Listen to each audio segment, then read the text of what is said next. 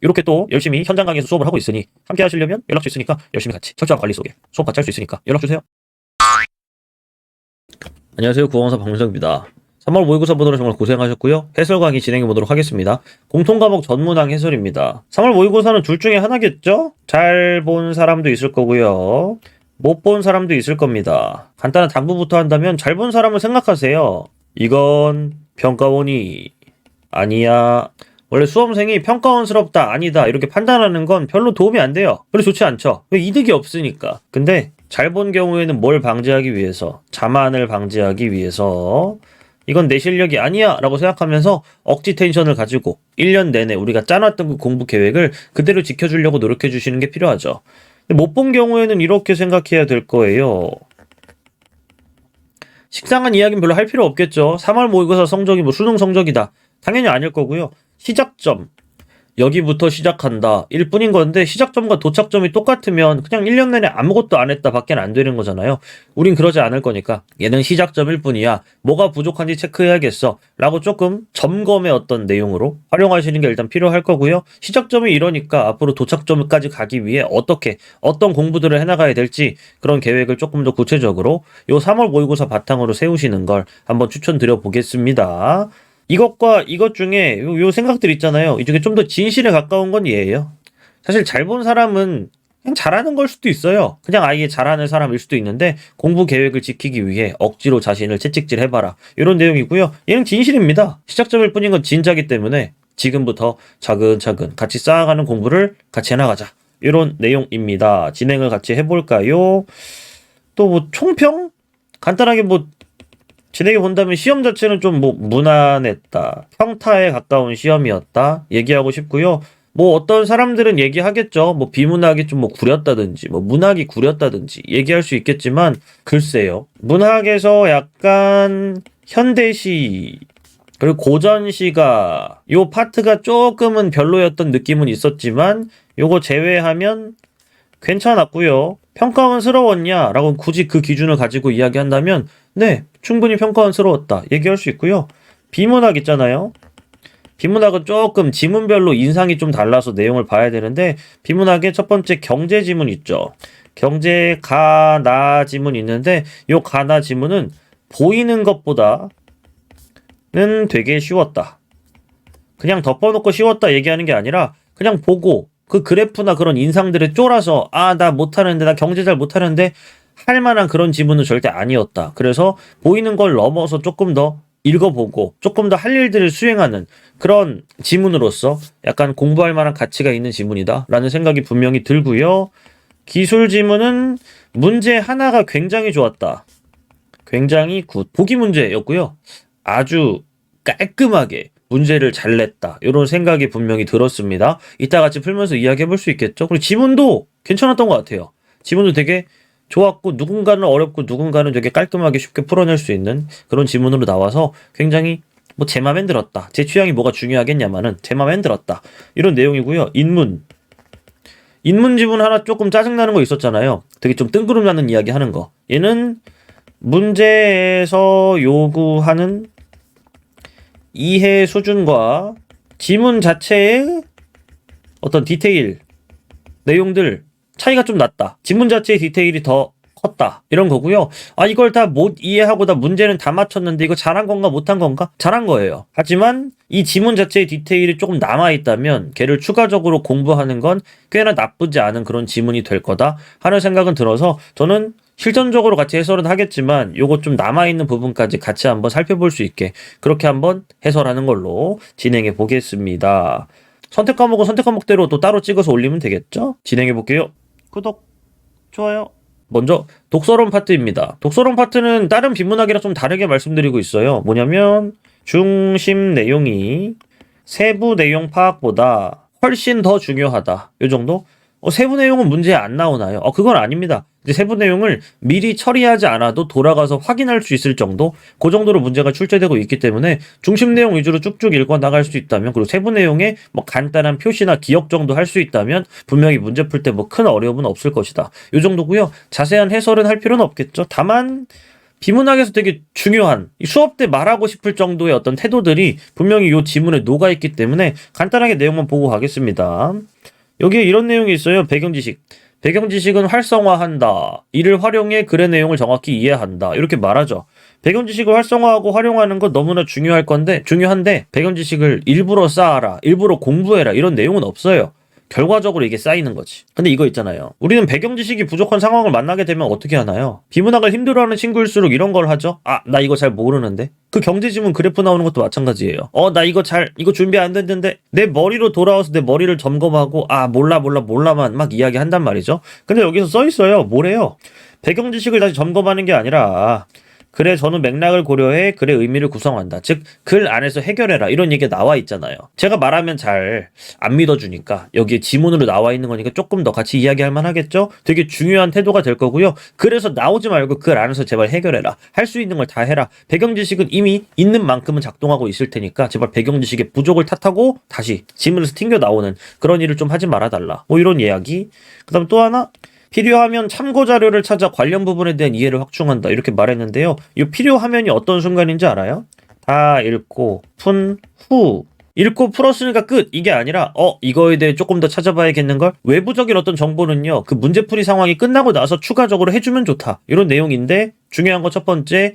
읽을 땐 제발 참고자료나 이런 것들 가지고 그런 게 없어서 못 읽겠다 이런 생각하지 말고 안에서 해결해라. 그리고 다 끝나고 나서는 참고자료를 찾아서라도 추가적인 공부는 당연히 해주는 게 좋다. 뭐 이 정도의 내용이 나와 있더라고요. 한번 같이 읽어보면 좋을 것 같아서 봤고요. 나머지는 뭐 확인해 주시면 되겠죠.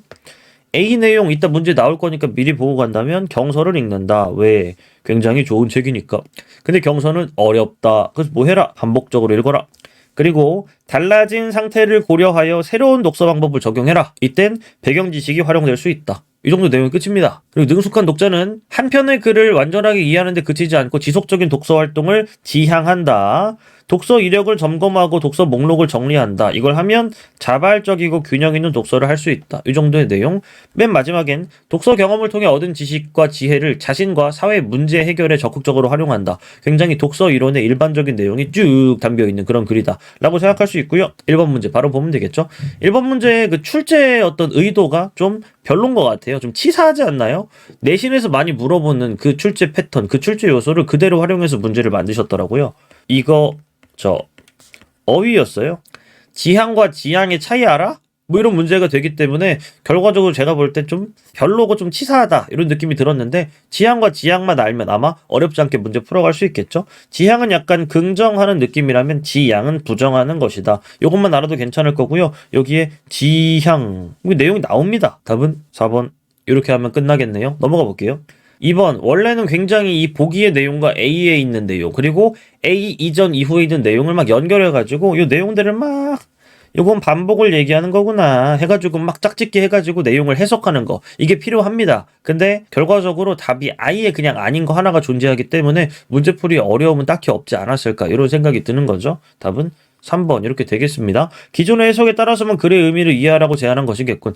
기존의 해석이 뭔데? 그리고 달라지는 독서 상황에 따라 다른 전략을 활용해서 내 배경 지식을 활용하여 새로운 어떤 독서를 해라 라는 내용이 나와 있기 때문에 전혀 어떤 글과도 안 맞고 위에 있는 보기와도 안 맞는 그런 내용이라고 볼 수 있겠죠.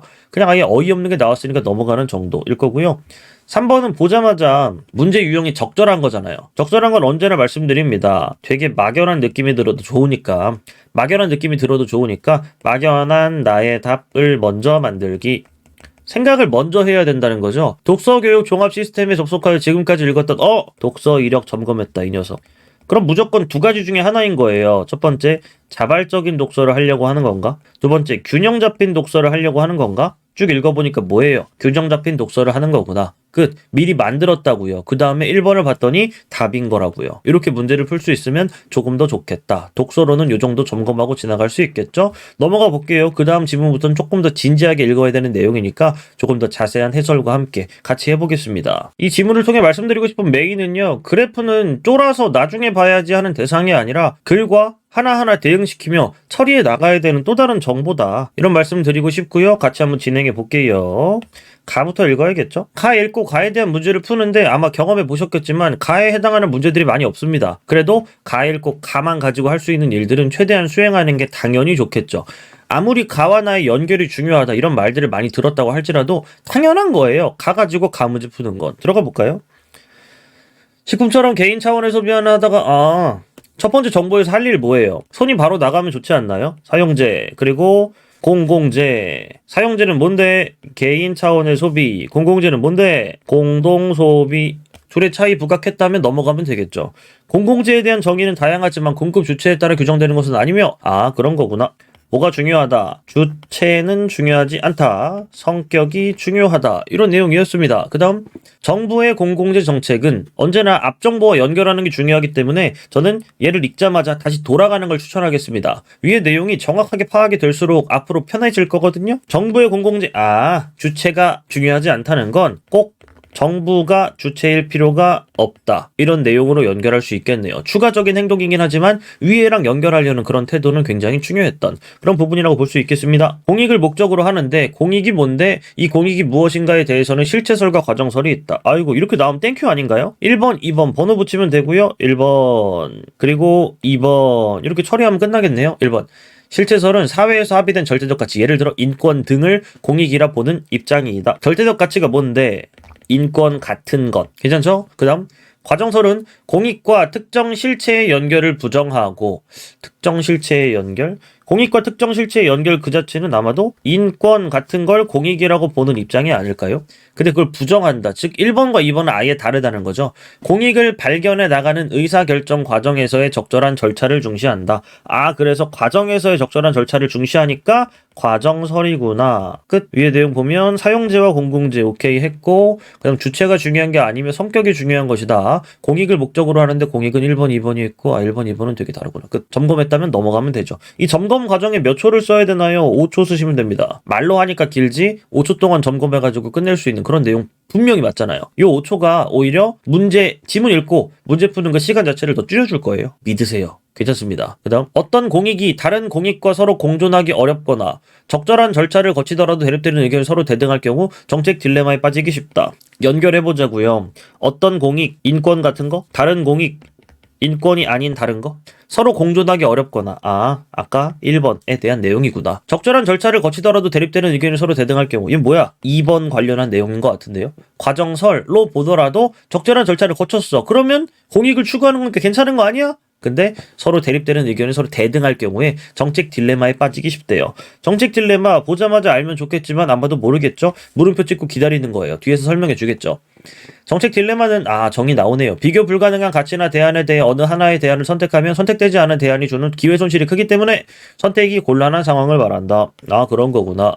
이런 상황이 지속될 경우 정책 집행의 지연이나 논란이 심화되어 사회 전체의 비용이 증가한다. 첫 번째, 논란이 심화. 두 번째, 사회 전체 비용이 증가하는 어떤 이유구나. 그래서 정부는 정책 딜레마 상황에서 벗어날 수 있는 방법을 꾸준히 탐색해왔다. 합리 모형은 1번 진행하기 전에 먼저 생각해야 돼요. 1번 그리고 2번 3번 몇 번까지 나올지 모르지만 여기에 내용들은 싹 다 정책 딜레마에서 벗어나는 방법입니다. 합리 모형 그리고 2번 1, 2번까지 있구나. 1번 따로 2번 따로 정리하고 서로 비교 대조해가지고 내용을 잘 처리해야지. 들어가 볼게요. 합리 모형은 정책 목표와 수단 사이에 존재하는 인과관계의 적절성을 확보하여 딜레마 상황에서 최적의 대안을 선택할 수 있다고 설명한다. 뭔가 빠뜨리는 거 없나 내용을 좀 점검해보면 목표와 수단 사이 존재하는 인과관계의 적절성을 확보한다. 최적의 대안을 오케이. 흘리는 거 없이 다 받고 그 다음 충분한 게 주어지면 가능한 모든 대안을 검토할 수 있으므로 합리적으로 결정할 수 있다. 충분한 무언가가 주어지면 이게 전제 조건이네요. 모든 가능한 대안을 검토할 수 있으면 뭐야? 그럼 충분한 시간과 예산과 정보를 다 주자는 거야? 특이하네. 2번 만족 모형. 합리 모형이 존재하는 상황은 오지 않기 때문에 중요합니다. 앞정보와의 연결. 합리 모형이 존재하는 상황은 뭔데? 충분한 무언가들. 이건 오지 않기 때문에 되게 현실적이네요. 최적 수준의 결정보다는 만족할 만한 수준에서의 결정을 강조한다. 그래서 만족 모형인가 봐요. 선택 상황에 놓인 의사결정자들의 신속한 결정은 그 결정의 도덕적 속성이나 논리적 속성과는 무관하게 정책 결정의 불확실성을 제거하여 사회에 긍정적으로 작용한다고 본다. 믿을 수 없는 뉘앙스가 나왔죠? 뭐죠? 내용 보고 다시 보면서 그게 맞는지 확인한 다음에 결정 짓고 넘어가세요. 뭔 내용이었냐면 빠르게 결정만 하면 오케이. 맞잖아요. 그 내용이. 말투가 바뀌어도 괜찮아요. 내용에 빠뜨림만 없고 틀림만 없다면. 그 다음 이게 왜 불확실성을 제거한다는 것 자체가 이득이구나. 꼭 최적의 대안이 아니어도 되는구나. 그 다음 어떤 결정을 하든지 능률적인 방향으로 자원을 배분할 수 있는 시장의 역할을 기대하는 것이다. 이렇게 할 수 있는 이유가 시장이라는 거의 역할을 기대하기 때문이구나. 끝. 정책 딜레마의 지속은 사회 전체의 비용을 급격하게 증가시킨다. 왜? 앞정보와의 연결. 왜 증가시키는지 알아요? 1번 이유 때문이 확실할 것 같아요. 왜? 1번 이유가 뭐였는데? 위에 올라가 볼까요? 정책 집행의 지연. 혹은 1번과 2번을 나누는 게 아니라면 아마 논란에 대한 이야기도 추가할 수 있겠지만 일단 1번은 확실하니까 그렇기 때문이구나. 충분한 예산과 정보가 갖춰질수록 검토해야 할 시간은 무한대로 늘어나기 때문에 현실에서는 딜레마 지속으로 인한 비용 역시 대폭 증가한다. 뭔 얘기일까요? 1번에 뭐였어? 합리 모형은 안 돼, 이런 얘기예요. 저는 읽고 나서 외부적인 지식을 넣어서 이야기하는 게 아니라 위에 있는 내용 중에 연결할 만한 거 없나? 찾아보라고 계속 말씀드리고 있는 거예요. 누구나 찾을 수 있는 그 내용, 그걸 하시면 된다는 거죠. 이런 점에서 만족 모형은 주어진 시간과 예산이 부족하여 어쩔 수 없이 받아들여지는 결정이 아니라 딜레마 상황의 지속에 빠지지 않으려는 의사결정자들의 전략으로 채택될 수 있다. 뭔 얘기야? 만족 모형 채택 가능. 한마디로 얘가 좋고 얘 쓰레기라는 거잖아요. 이렇게 느낌대로 마음껏 해석해도 괜찮아? 네, 틀림만 없다면 괜찮습니다. 점검해보고 그 내용이 확실하게 맞다면 느낌대로 쭉 밀고 가도 괜찮아요. 가 내용 끝났고요. 가에 해당하는 문제 풀어볼게요.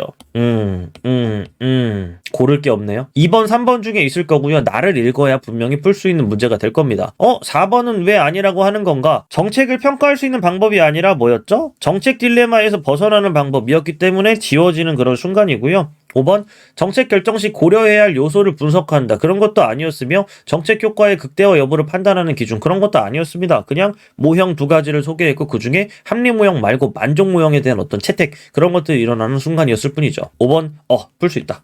가를 이해한 내용으로 적절하지 않은 것, 처리를 다 했다면 대부분 기억으로 풀 수도 있고요. 조금이라도 그 기억이 100% 확실하지 않다는 느낌이 든다면 돌아가서 내용 보고 확인해서 문제 푸시면 됩니다. 1번, 정책이 추구할 목적으로 하다가 실체설이다. 합의된 절대적 가치를 중시한다. 절대적 가치, 이게 뭐였는데? 인권 등. 2번, 과정설은 어떤 특정 이익도 적절한 절차를 따랐을 경우 공익으로 간주될 수 있다는 특징이 있다. 절차와 과정만 중시했으니까 그럴 수 있는 건가? 3번, 다양한 이해관계가 존재하는 사회에서는 공공재 정책을 둘러싸고 다양한 의견이 존재할 수 있다. 뭐 당연한 얘기 아닌가? 4번에서 요구하는 게 뭔지 보여요? 주체는 중요하지 않다. 성격이 중요하다. 아까 처리했던 그 내용이잖아요. 보자마자 그거 맞네. 지우면 되고요. 또 정책 딜레마 상황에 놓이지 않는 경우에 대한 언급은 전혀 존재하지 않았다. 정책 딜레마 상황에 놓일 것이고 그 놓이는 문제를 해결하기 위한 어떤 방법에 대한 이야기가 가의 내용이었기 때문에 답은 5번. 이렇게 하면 되겠죠? 여기서 정책 딜레마에서 벗어나는 방법에 대한 이야기는 있었지만 놓이지 않게 되는 그런 방법은 존재하지 않았다. 이거였어요. 그 중에도 합리 모형은 아예 현실성이 없으니까 버렸고 만족 모형은 채택이 가능하다. 이랬지 정책 딜레마에서 아예 해방되는, 정책 딜레마에 빠지지 않는 그런 방법에 대한 언급 자체가 아예 있을 공간이 없었다. 이거 자체가 확실한 답의 근거가 되면 좋겠죠. 답은 5번이었고요. 6번도 풀 수 없고 7번 풀 수 없으며 8번 풀 수 없습니다. 나를 읽으러 가볼게요. 나가 바로 문제의 그래프가 나오는 글이 될 텐데 그래프는 언제나 말합니다. 되게 쉬웠어요. 쉬웠다는 게 무작정 쉬웠어가 아니라 여러분들이 어렵다고 느껴서 손 놓아버렸을 그런 어떤 상황보다, 그렇게 예상했던 상황보다는 훨씬 더 쉬웠다라는 걸 말씀드리는 거죠. 나 가볼까요? 좀 다른 색으로, 파란색으로 가볼게요. 지방정부는 지방세원, 재정지원 그랬다. 1, 2 끝. 재정지원은 여러 형태가 존재하는데 2번에 대한 이야기구만. 지급 방식에 따라 정액지원금과 정률지원금을 나눌 수 있다. 1번, 2번. 정액지원금은 글이 아주 질서정연하게 잘 써있네요. 지역 주민의 공공재 지출과 상관없이 일정 금액을 지원하는 데 반해. 2번, 정률지원금은 공공재 단위당 비용에 대한 일정 비율의 형태로 지원된다. 그냥 지나가기엔 흘릴 내용이 너무 많을 것 같은데요. 정률, 뭐에 대한 정해진 비율일까요? 공공재의 단위당 비용, 여기에 따른 일정 비율이래요. 오케이, 일정 비율이 정률인데 뭐에 대한 비율인지 알았고, 위엔 뭐야? 공공재 지출과 상관없이 일정 금액을 지원한다. 얘는 그냥 요 공공재 단위당 비용 이런 거 보지 않고 그냥 일정 금액을 줘버리네요. 그래서 정액이구나. 오케이. 여기서 이 부분에서는 이것까지밖에 못해요. 근데 나중에 얘를 다시 보게 될 겁니다. 공공재 지출과 상관없이 라는 말은 뒤에 내용에서 이제 앞으로 소환이 돼서 다시 보게 되는 그런 순간이 분명히 있을 거예요. 그 다음 두 지원금은 공공재에 대한 지역 주민의 소비에 서로 다른 영향을 끼친다. 그림은 어느 지역 주민이 소비할 수 있는 공공재의 양과 사용재의 양을 나타낸 것이다. 보자마자 어디로 갈래요? 이렇게 가는 거예요. 사용재, 공공재. 모르겠는 말 없애시라고요. 그 다음 이 지역 주민이 보유한 경제적 자원, 예를 들건데 예컨대 소득을 통해 선택할 수 있는 소득이 경제적 자원이에요. 예시죠. 선택할 수 있는 공공재와 사용재의 조합을 의미하는 예산선은 선분 AB로 나타나 있다. 선분 AB 예산선. 근데 이게 왜 조합일까? 이 점을 찍었을 때 사용재를 많이 쓰고 그 다음 예산선은 공공재는 조금 이렇게 하면 사용재를 좀 줄이고 공공재를 많이 할 수 있다. 그런 거 다 처리했나요? 가봐요. 그리고 이 지역 주민의 공공재와 사용재에 대한 선호는 I로, 재정 지원에 따라 변화된 선호는 I, 저 뭐라고 읽는지 몰라요. I 프라임? I 다시? 나타낼 수 있다. 요게 선호고 얘가 변화된 선호구나. 뭔가 지원을 하니까 선호가 올라갔나 보네? 약간 오른쪽 위로 가면 올라가는 거 아닌가? 지방정부가 지역 주민이 원하는 바를 충실히 반영한다는 것을 전제할 때 이 지역에서 선택하게 될 공공재와 사용재의 조합은 균형점 2로 나타나 있다. 균형점 2가 뭔데? 처리하세요. 예산선 A, B와 선호가 만나는 점이구나. 이런 조건에서 일정한 크기의 정액지원금은 결국 지역 주민의 소득의 크기가 증가한다는 것을 의미한다.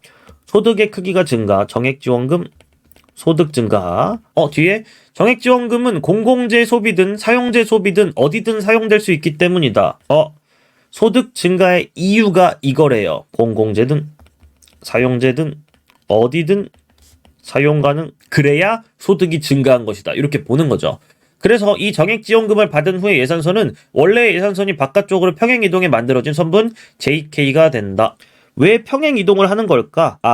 얘도 많이 쓰고 똑같이 쓰는데 여기서 아까 요 지점이었다면 이번엔 여기까지 가서 이렇게 쓸 수 있어요. 돈이 엄청 늘었구나. 그러니까 선분이 이동하는구나. 저 수학 몰라요. 경제도 모르고. 근데 할 수 있는 만큼 그래프 가지고 읽어보는 거잖아요. 쫄면 진다니까 다 처리하고 가면 되잖아요. 이렇게 이동하는 것 자체가 소득이 늘었다고 볼 수 있겠어. 괜찮아요? 그럼 넘어가면 되죠. JK가 된다. 점선이구나. 예산선 변화. 근데 얘는 뭐를 의미한다? 소득 증가를 의미한다? 근데 이거 조심해야 됩니다. 이럴 때 쓰는데 쓰다가 나중에 그래프가 안 보일 정도로 쓰면 망할 수도 있어요. 조심해서. 그림에는 정액 지원금을 받은 후에 균형점이 이 B로 나타나 있다. 왜 이 B일까? 이 B는 JK와 I-의 어떤 만나는 점, 교점이라고 말하면 되겠네요. 이론적으로 정액지원금은 지역 주민의 소득 증가와 동일한 효과를 내기 때문에 몇 번 말해. 각 지역의 기본적 재정 기반을 보완하는 것과 동시에 지역 간 재정 격차를 조정할 수 있다. 1번, 재정 기반을 보완한다. 왜? 돈이 생기니까. 동시에 지역 간 재정 격차를 조정할 수 있다. 왜? 돈 없는 쪽에서 돈이 많아지면 격차가 조정될 테니까. 끝. 한편 정률지원금은 공공재 공급 보조율에 따라 예산선의 기울기를 변하게 한다. 아까 정액은 선분을 이동시켰던 거라면 정률은요 기울기를 바꾸는구나. 기울기가 바뀌는 게 어떻게 바뀌는지 전 모릅니다. 배경 지식이 없어요. 내용 볼게요.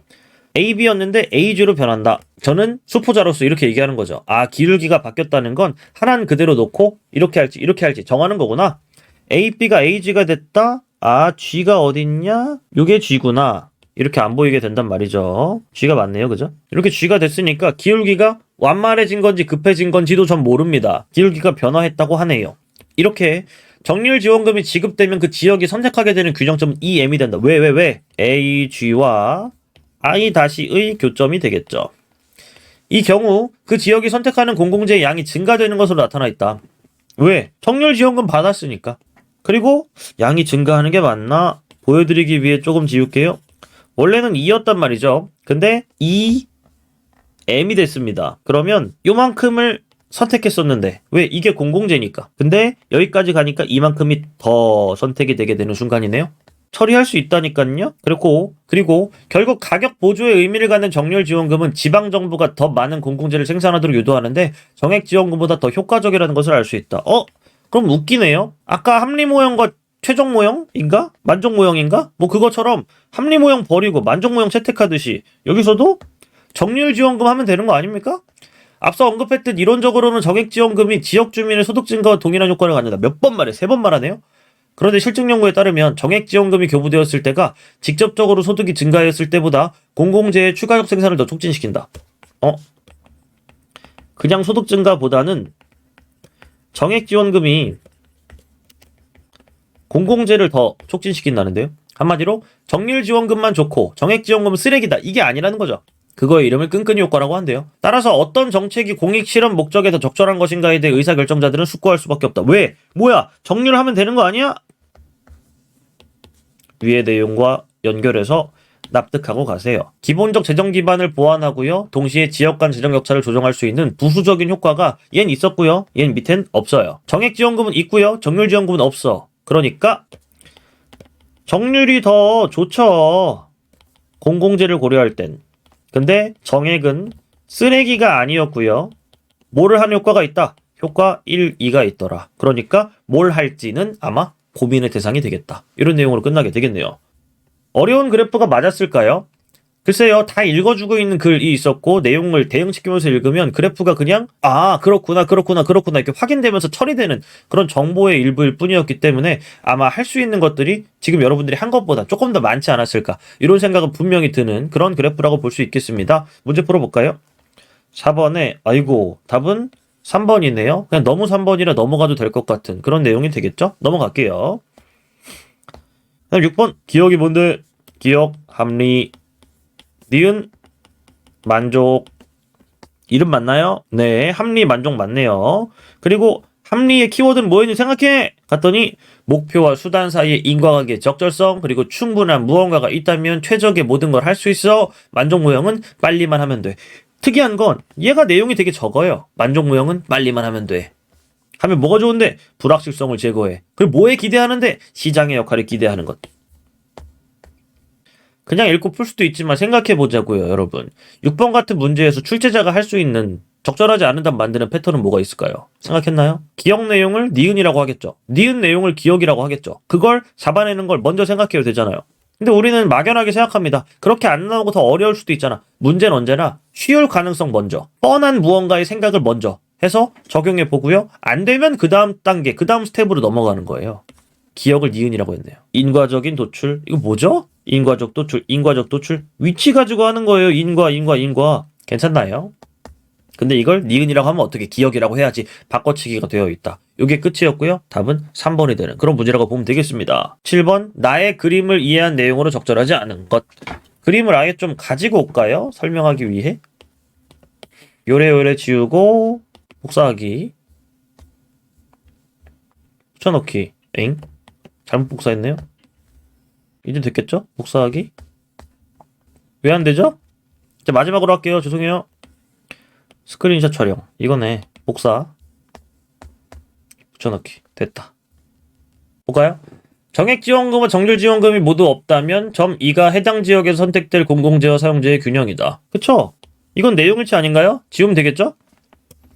얘와 예산서 요 녀석의 만남이니까 그냥 바로 고르면 되겠습니다. 2번 정률지원금이 지급될 때의 균형점에서 보다 정액지원금이 지급될 때의 균형점에서 이 지역 주민의 사용재 소비가 더 크다. 공공재 기준으로 볼 때 뭐가 이기죠? 정률이 이겨요. 근데 정액은 반대로 공공재에서 지니까 사용재 소비가 더 크겠죠. 3번 정액지원금이 지급되면 이만큼, 정률지원금이 지급되면 이만큼. 4번 정률지원금이 지급되면 이 지역 주민의 공공재 소비 부담이 지급 이전보다 일정 비율로 감소하게 되므로 정률이니까 일정 비율.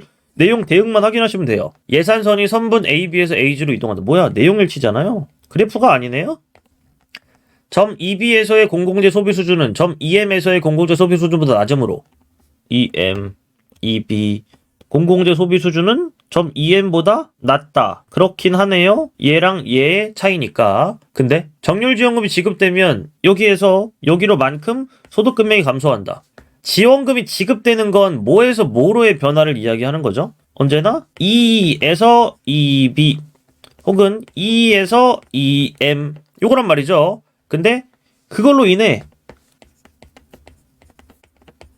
요것만 허용될 수 있어요. 뭐가 안 돼? 여기서 여기로 가는 건 없죠. 정액지원금을 주다가 정률지원금을 준다. 이런 건 글에 없었기 때문에 아예 그냥 끝났고요. 첫 번째 일단 여기서 여기로 가는 거에서 틀렸어. 또 하나 소득금액이 감소한다. 소득금액이 뭔데요? 소득금액의 정의가 여기 있습니다. 그냥 돈이 늘어나는 거 아님? 아니요. 공공재 소비든 사용재 소비든 어디든 사용될 수 있는 무언가가 늘어나야 돼요. 혹은 그 무언가가 줄어들어야 돼요. 한마디로 소득이 감소하려면 어떻게 해야 되는가? 정액지원금을 줬다 뺏어야 됩니다. 혹은 정액지원금으로 마이너스 금액을 줘야 돼요. 그래야 소득이 감소해요. 그게 아니면 이 글에서 소득이 감소하는 방법은 없습니다. 답은 5번. 이렇게 되겠죠? 이해되나요? 소득 감소, 본 적 없는데 이러고 찍어도 괜찮았던 그런 문제였던 거예요. 한 번, 두 번 틀렸습니다. 8번. 얘는 보기 문제라고 쫄 게 없는 게 보기 문제가 아니었던 거예요. 사실 보기 문제 역할은 누가 수행하고 있나? 요 녀석이 수행하고 있다고 보면 되고요. 얘는 그냥 봤더니 끈끈이 효과 그대로의 사례입니다. 말씀드렸죠. 적절한 것은 언제나 막연하더라도 나의 답을 먼저 생각해야 된다. 생각했나요? 바로 찍으세요. 끈끈이 효과가 뭔데? 정액지원금은 그냥 소득 증가보다 더 공공재 어떤 생산 동료에 혹은 공공재 모시기에 더 효율적이다. 답은 1번. 나머지가 답이 아닌 이유는 뭔가요? 뭐 비율 이런 거 나오니까 끝나는 거고요. 2번은 보기에서는 그대로인데 아니라고 하니까 틀리는 거고요. 다 뭐 그런 내용이죠. 나머지도 확인해 보시면 되겠고 미리 먼저 생각한 답을 보면서 1번은 뭐 틀린 거 없나 뭐 꼬은 거 없나 철저하게 마지막에 확인만 하시면 됐던 뭐 그런 내용이라고 볼 수가 있겠습니다. 9번에 사과했다 아니에요. 거의 이거는 답은 5번 이렇게 되는 문제라고 볼 수 있겠죠. 어휘 문제라고 해서 엄청 쉽다가 아니라 어휘 문제는 결국 공부 혹은 사전 찾기 이런 습관의 문제로 해결을 될 수 있는 내용이 많기 때문에 여기서 해설하는 건 크게 의미가 없기 때문에 자세한 해설을 안 하는 겁니다. 어휘 문제를 틀렸다고 해서 나만 문제가 있나 이렇게 생각할 필요는 없어요. 어휘 문제 틀리는 친구들은 지금 시기엔 꽤나 있고요. 근데 금방 해결돼요. 그러니까 너무 놀라거나 너무 슬퍼하거나 그럴 필요가 없다 하는 정도만 이야기 드리고 넘어가 보겠습니다. 기술 지문이네요. 저는 안 쉬고 해설을 해보는 걸로 해볼게요. 지금 밤인데 빨리 자고 싶거든요. 들어가 볼까요? 엄청 어려웠나요, 이거? 전 이 문제가 엄청 좋던데요? 그냥 개인 취향입니다. 제 취향은 별로 중요한 게 아니기 때문에 개인 취향으로 12번 문제 기가 막힌다 이런 생각이 들었어요. 어쩌라고라고요? 들어가 보겠습니다. 문자 입력창에 한 글자만을 입력했는데 완성된 문구가 제시되는 자동 완성을 경험해 보았을 것이다. 이거야말로 그런갑다죠. 코라는 문자를 하면 코피 코로나 네, 할 수 있다. 뭐 하나 처리한다면 휴대전화 우리의 생각과 좀 다를 수도 있다. 글이 얘는 뭐래요? 문자 입력이 불편한 경우래요. 근데 이거 자동 완성이 더 불편하지 않나요? 넘어가 볼게요. 이는 사용했던 단어들 중에서 입력되는 문자와 첫 글자부터 일치하는 것을 찾고 그중 사용 빈도가 높은 단어들을 후보로 제시하는 것이라고 할 수 있다. 1번, 2번. 이해되나요? 1번, 2번이 나열되어 있다가 아니라 순서대로 과정인 겁니다. 한편 비문학 지문이든 뭐 화작 지문이든 간에 한 편 나오면 진짜 아예 다른 얘기 나오는 거 아세요? 우리는 한 편 한 다음에 꽤나 관련 있는 이야기도 가끔 일상생활에서 하는데 그래선 그렇지가 않아요. 한 편 하면 진짜 아예 딴 얘기가 나오죠. 한편 워드 프로세서 그게 뭔데 약간 한글 2000몇 같은 거 있잖아요. 단어 찾기와 같은 검색은 컨트롤 F로 보통 하죠. 저장되어 있는 문자열을 대상으로 검색어가 포함된 문자열을 찾는 것이다. 검색은 자동 완성과 달리 대상 문자열의 어느 위치에서도 검색어를 찾을 수 있어야 하며 사용 빈도를 고려하지 않아도 된다. 뭔 얘기인지 알겠어요? 1번이 필요 없으며 2번도 필요 없다 이런 뜻이에요. 위의 내용을 기준으로 한다면. 어느 위치에서도 라는 게 무슨 뜻이냐면 첫 글자일 필요가 없다. 이런 내용이고요. 그 다음 사용 빈도를 고려하는 게 원래 자동 완성의 내용이었는데 여기선 고려할 필요가 없다. 이러고 끝나죠. 이거는 검색이네요. 자동 완성이 먼저 있었다면 검색이 나중이었고요. 그 다음 검색이 가능하기 위해서는 내용을 보니까 자동 완성은 여기서 이별을 해야 될 것 같고요. 검색에 대한 내용이 나오겠구나. 그 정도였습니다. 검색이 가능하기 위해서는 검색어를 저장되어 있는 문자열의 부분 문자열과 비교하는 알고리즘이 필요하다. 예를 들어 우리 글이라는 검색어 문자열 이런 말들이 헷갈리니까 우리 글이 검색어입니다. 한글 우리나라에서 창제된 우리 글이라는 띄어쓰기가 포함된 18글자의 대상 문자열. 이게 문자열이구나. 대상 문자열이구나. 문제에서 문자열이 뭐야? 물으면 이렇게 말하면 돼요. 한글 우리나라에서 창제된 우리 글 요런 같은 거 말하면 끝나잖아요. 띄어쓰기가 포함돼. 아, 이게 띄어쓰기구나. 18글자. 그런가? 18글자? 하나, 둘, 셋, 하나, 둘, 셋, 넷, 다섯, 여섯, 일곱, 여덟, 아홉, 열, 열하나, 열둘, 열셋, 열다섯. 뭐야? 14, 뭐야? 왜 18글자인데? 아, 여기서 글자라는 건 띄어쓰기를 포함해서 뭐라도 있으면 글자구나. 18글자에서 그걸 처리하고 갔어야 돼요. 대충 18글자구나 하는 건 좀 이상한 일이잖아요. 가장 간단히 떠올릴 수 있는 방법은 우리 글이 3글자이므로 대상 문자열을 3글자씩 잘라 한 글자씩 비교하는 것이다.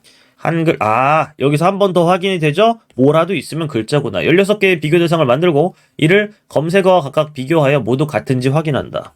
하나의 비교 대상을 확인하기 위해서는 3글자를 각각 비교해야 하므로 16 곱하기 3번 비교를 해야 될 것이다. 3번이 3글자라서 그렇죠. 검색어 길이에 비해 대상 문자열이 짧거나 같은 경우는 없으므로 이 방법은 검색어와 비교해야 하는 대상 문자열의 길이가 길어지거나 개수가 많아지면 비교 횟수가 늘어나 검색 시간이 늘어난다. 비례반비례.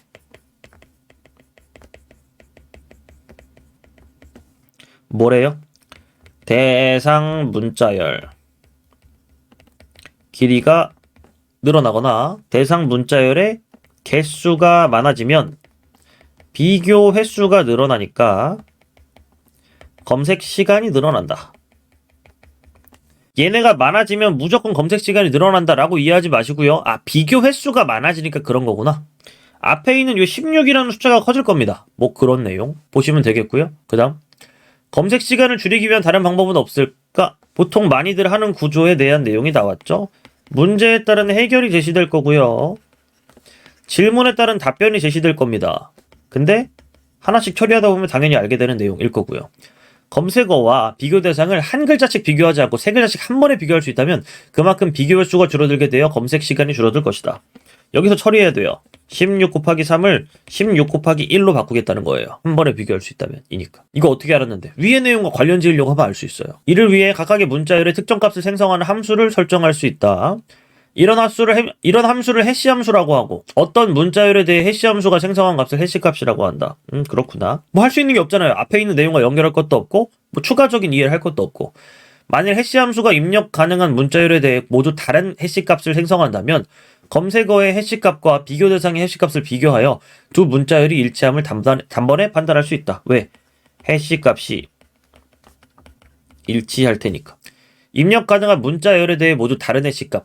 문자열에 대해 모두 다른 해시 값이니까 예를 들어 뭐 사람에 따라 다른 무언가를 부여했다. 같은 사람인 거 알 수 있겠죠. 문자열도 같은 문자열이니까 문자열별로 다른 걸 어떤 생성했다고 할지라도 같은 걸 알 수 있겠죠. 처리했나요?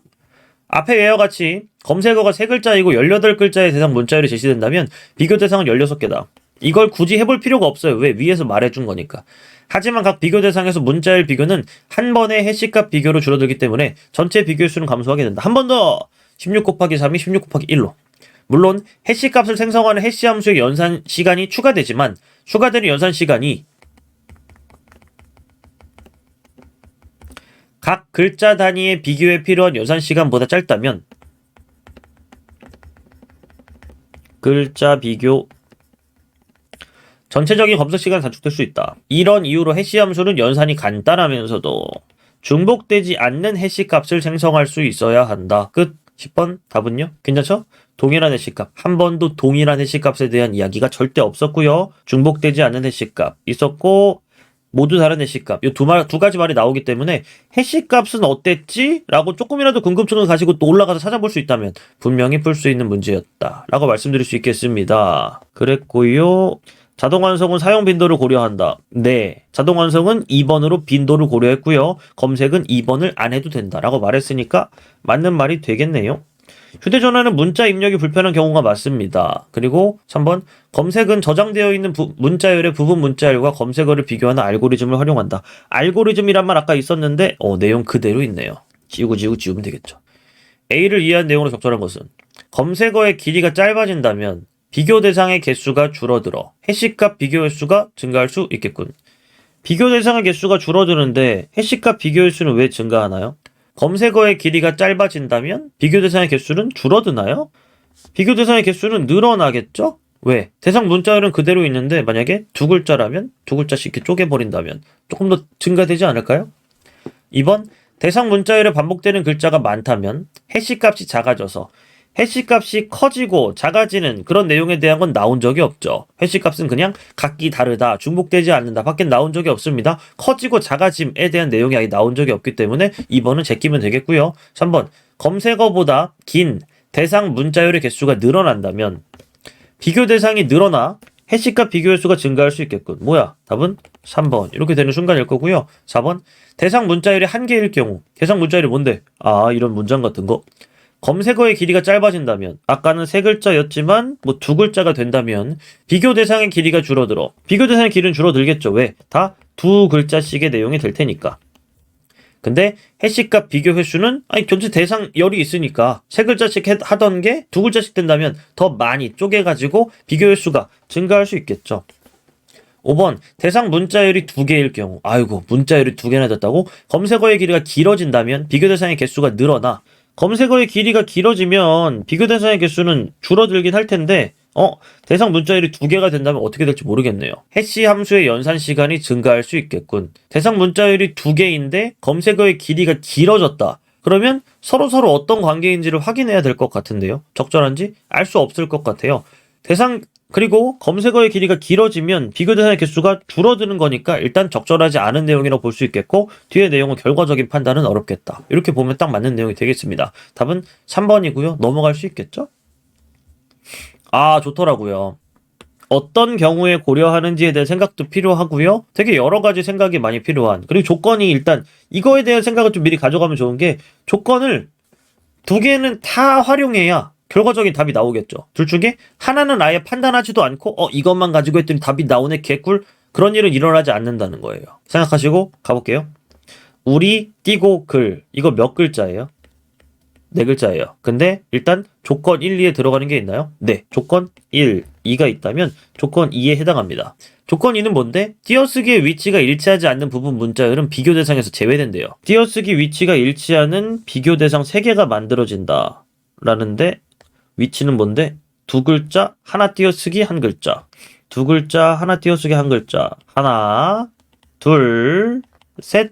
아, 그런가 본데? 하는 순간 문제를 못 풀죠. 조건 1에 해당하는지 한 번 더 봐야죠. 2니까 룰루랄라? 할 게 아니잖아요. 검색어에 문장 부호가 포함되지 않는 경우. 포함되지 않았나? 이 띄어쓰기는 부호야? 아니야? 문장 부호가 있는 문자열은 비교 대상에서 제외한다. 아직 확실해지지 않은 건 뭐냐면 띄어쓰기가 문장 부호일 리가 없네요. 문장 부호는 뭐다? 요 땡땡 컬런이라고 하죠. 요 녀석이 문장 부호가 되니까 제외가 된다. 하나, 둘, 뭐야? 두 개밖에 없는데 답은 1번. 이런 문제였고요. 조건 1과 2를 다 검토하려고 열심히 노력한 사람이 된다면 1번이 답이지 않을까라는 생각을 먼저 할 수 있어요. 좀 더 확실해지는 건 우리 띄고 우리 글로 검색할 때 비교 요소가 더 많다. 왜? 네 글자, 세 글자라 그렇기도 하고 얘는 심지어 띄어쓰기까지 포함되어 있는데요. 3번 우리 글로 검색할 경우 비교 대상은 띄어쓰기 우리나, 리나라 세 글자. 얘도 세 글자긴 하지. 근데 우리 글이니까 문장 부호가 포함되지 않는 경우 문장 부호가 있는 건 제외인데 하나, 둘, 셋 다 문장 부호가 없고 조건 1 만족. 조건 2 띄어쓰기가 포함되는 경우 아예 해당하지 않는다. 왜? 띄어쓰기가 포함되지 않으니까. 4번 우리 글로 검색할 경우 부분 문자열 한글 땡땡 글 땡땡 뭐 땡땡 띄고 우 문장 부호 얘가 뭐라고 말하고 있는지 알아요? 1, 2 답 맞아. 1번을 답으로 찾은 사람은 1번이 답이 맞아 라고 4번이 말해주는 거고요. 혹은 1번을 못 찾은 사람은 야, 너 1번 아까 지웠던데 그거 맞아? 돌아가서 좀 다시 봐봐 라고 기회를 한 번 더 주는 게 4번 선택지였던 거예요. 생각하시면 되고 5번 우리 글로 검색할 경우 일치하는 문자를 찾을 수 있지만 우리 띄고 글은 없다. 왜? 정확히 우리 띄고 글이라는 일치하는 문자열은 결과예요. 완벽한 결과. 그게 있는가? 없어요. 없으니까 없다고 하죠. 지운 다음에 답은 1번이 확실하구나. 이렇게 푸는 문제다. 라고 생각하시면 딱 맞을 것 같습니다. 12번 문제 좋아요. 칭찬합니다. 13번 되게 1번 같지 않나요? 13번 제시가 이런 뜻이야 아닌 것 같은데 이 글에서도 이렇게 안 쓰인 것 같은데 사전적 의미지 뭐가 아니다 얘기하고 싶냐면 문맥적 의미가 아니었던 거죠. 답은 3번 C 뭐였죠? 가정해보자. 가정하는데 여기서는 뭐 하죠? 긍정하고 이해한다. 갑자기 공감해버리죠? 좀 이상한 내용이기 때문에 답은 3번. 바로 찍을 수 있지 않을까. 1번이라고 찍고 그냥 넘어가는 사람만 아니면 괜찮을 것 같아요. 3번까지만 읽으면 3번이 답인 걸 알 수 있지 않을까 싶고요. 문제의 지문입니다. 이 문제는 그냥 풀리거든요? 근데 지문 자체의 디테일이 굉장하기 때문에 그것들을 다 한번 해체해보는 느낌으로 같이 해보면 어떨까 싶습니다. 들어가 볼게요. 마음의 준비를 하시고요. 시작해 볼게요. 멈춰있는 흰 공에 빨간 공이 부딪혀 흰 공이 움직였다고 하자. 처리하고 가세요. 한번 괜찮으니까. 그래서 얘가 움직였다 이거죠. 큐는 빨간 공이 흰 공에 부딪힌 사건과 흰 공이 움직인 사건 사이의 인과관계가 성립하기 위한 세 가지 요건을 제시했다. 처음엔 무난해요. 이렇게 1번, 2번, 3번인데 읽긴 읽어야 되니까 항상적 결합 이거 뭐지? 까지는 해야죠. 다행히 뒤에 설명해 주네요. 항상적 결합이란 비슷한 상황에서 같은 방식으로 공이 움직여 부딪힌다면 인과니까 원인이 있다면 같은 식으로 공의 움직임이 나타난다. 결과가 그렇게 나올 것이다. 이게 항상적 결합이라고 하네요. 그러나 리드는 위 사례와 같이 흉이 말하는 세 가지 조건이 성립하는 경우에도 인과관계가 성립하지 않는다고 보았다. 뭐야 이거? 리드라는 사람이 등장해서 1, 2, 3이 만족하지만 인과가 아닌 상황 존재할 수 있다. 그는 오직 자유의지를 가진 행위자만이 원인이 될 수 있다고 보았다. 한마디로 뭐죠? 빨간 공은 움직인 게 원인이 아니며 원인은 누구만 될 수 있다? 행위자 with 자유의지 나와버리네요. 다 처리했나요? 1, 2, 3인데 리드가 갑자기 딴지를 놨어. 행위자 인과 이론에서. 저 이런 이론 배운 적 없는데요. 리드는 위에서 말한 게 그게 딱 이론의 이름으로 행위자 인과 이론인가 보네. 원인을 양면적 능력을 지녔으며 그 변화에 책임이 있는 존재로 규정하였다. 왜 원인을 존재라고 하죠? 원인은 행위자 그 자체니까. 우리가 쓰는 거랑 워딩이 좀 안 맞아요. 원인은 뭐 때문이다 이래야 되는데 그냥 사람이에요. 원인 자체가. 1번 양면적 능력 그게 뭔데? 그리고 2번 변화에 대한 책임이 있는 존재. 어떻게 책임을 질 건데? 양면적 능력은 말해주네요. 변화를 산출하거나 산출하지 않을 수 있는 능동적인 능력이다. 공을 움직이게 할 수도 있고 안 할 수도 있고.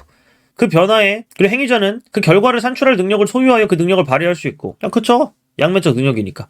그 변화에 대해 책임을 질 수 있는 주체이다. 약간 2번이었죠? 리드는 진정한 원인의 행위자라고 주장한다. 같은 말 계속하네요. 이에 따르면 빨간 공이 흰 공에 부딪혔을 때 흰 공은 움직일 수만 있을 뿐 움직이지 않을 수는 없기 때문에 빨간 공은 행위자일 수 없다. 빨간 공은 행위자일 수 없는 이유는 뭔데? 양면적 능력이 없기 때문에 1번 조건을 만족하지 않아서. 처리 다 했나요? 넘어가세요. 경험론자인 리드의 관점에서 보면 관찰의 범위 내에서 행위자는 오직 인간뿐이다. 행위자는 원인인데 이건 인간이래요. 물론 관찰의 범위 내에서 말이죠. 만일 어떤 사람이 흰 공을 움직이게 하기 위해 빨간 공을 굴렸고 흰 공이 움직였다면 그 사람은 행위자이고 왜? 사람이니까.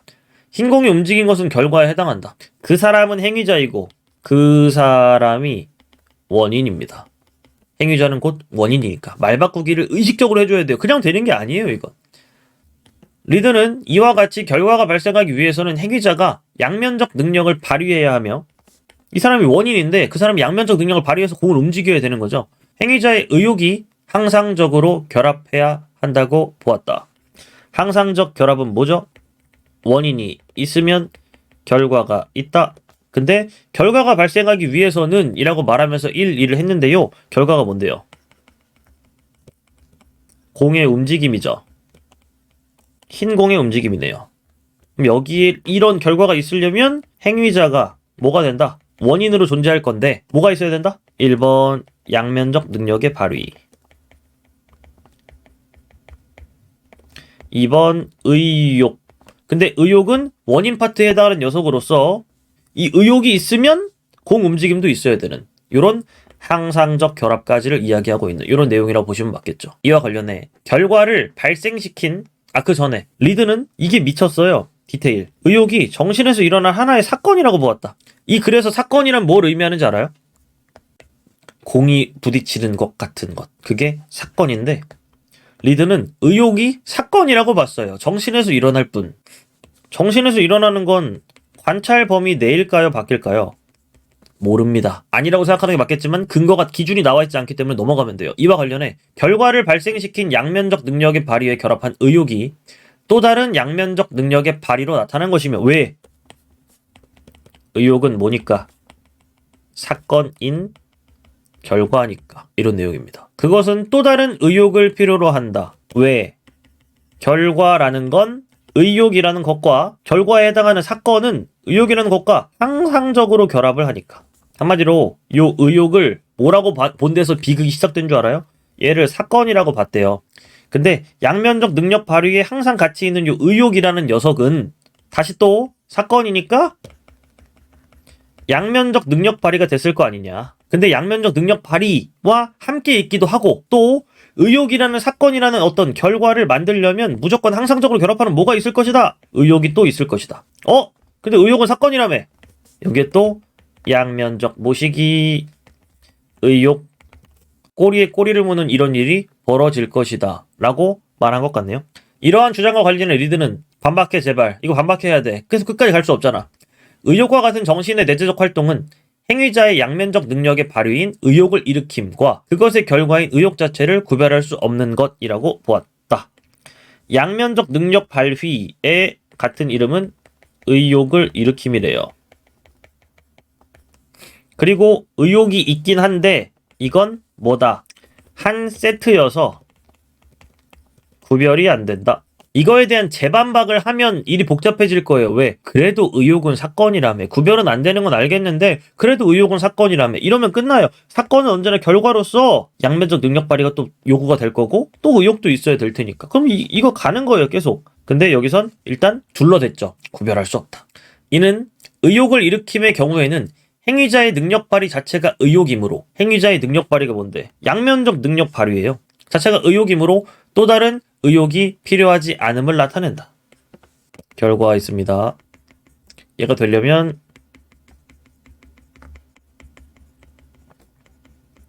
양면적 능력 발휘가 있어야 되는데요. 이 양면적 능력 발휘는요. 의혹을 일으킴이고요. 그리고 능력 발휘 자체가 의혹이기도 하대요. 그래서 양면적 능력 발휘라는 제목 하나만 있으면 결과가 도출될 수 있고요. 여기 안에 의혹이라는 것도 이미 포함되어 있는 거니까. 그리고 의혹은 항상 이 결과와 항상적으로 결합한다고 했잖아요. 그러면 된 거예요. 왜? 양면적 능력 발휘가 있음과 동시에 의혹도 있는 것이고 의혹은 항상적으로 결합한다고 봤을 때 얘랑 얘가 같이 있고 얘가 있으면 얘가 일어나면 되는 거니까. 또 하나, 또 다른 의혹이 필요하지 않음을 나타낸다. 근데 말이 꼬리에 꼬리 물면 이렇다니까요. 의혹도 사건이라며. 이러면 끝도 없어요. 그런데 의혹과 사건이 항상적으로 결합한다고 보는 리드의 견해에 대해서는 다음 얘기로 넘어가네요. 원인이 행위자가 아니라 의혹이라는 반론이 가능하다. 왜? 사건이 결과고요. 의혹이 얘랑 항상적으로 결합한다면 항상적 결합은 원래 원인과 결과 사이에 일어나는 일이니까 의혹이 원인인 거 아니야? 원래 원인은 아까 행위자랑 똑같은 말이라며. 근데 원인이 행위자가 아니라 의혹이라는 반론이 가능할 수 있다. 그러네요. 이에 대해 리드는 항상적 결합만으로는 항상적 결합이 뭔데? 의혹과 사건이요. 인과의 필요성을 정당화하지 못한다는 논리로 자신의 이론을 뒷받침했다. 자신의 이론이 뭔데? 행위자가 곧 원인이다 라는 내용으로 이론을 뒷받침했다 라는 내용이네요. 계속 능력 발휘 자체가 의혹이다. 행위자가 아니라 의혹인 거 아니냐? 그럼 얘는 아니다. 행위자가 원인인 거 맞다. 반론에 대해 뒷받침하는 내용을 끝냈으니까 뒷받침하는 내용은 행위자가 곧 원인이다 라는 내용이었으니까 의혹과 사건 그거 어떤 항상적 결합만으로는 인과의 필요성을 정당하지 못하니까 다 반박이 좀 시원찮아요. 지적한 사람들이 좀 더 날카로운 느낌? 반박은 좀 시원치 않은데 정리를 좀 해볼까요? 반박이 시원치 않음에 좀 주의하셔야 됩니다. 실제로 풀 땐 이것까지 정리하진 않겠죠. 근데 약간 찝찝하니까. 첫 번째 반박은 뭐였나요? 일단 구도를 만들어야 돼요. 사건에 해당하는 결과가 있습니다. 걔는 흰 공의 움직임이죠. 얘가 되려면 원인이 있을 거잖아요. 이 원인은 그 자체가 행위자예요. 근데 행위자가 원인이 되는 그런 상황엔 무조건 뭐가 있을 것이다.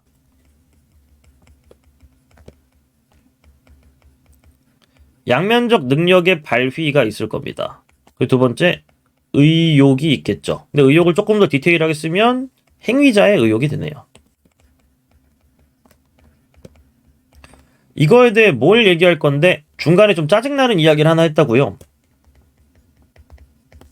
의혹은 사건이다 라고 말실수함. 그래서 사건은 결과니까 의혹이라는 건 여기 있는 요 녀석 어차피 또 원인으로서 행위자가 있어야 되고 그건 양면적 능력의 발휘이며 2번 또 의욕이 있어야 되는 거 아니냐?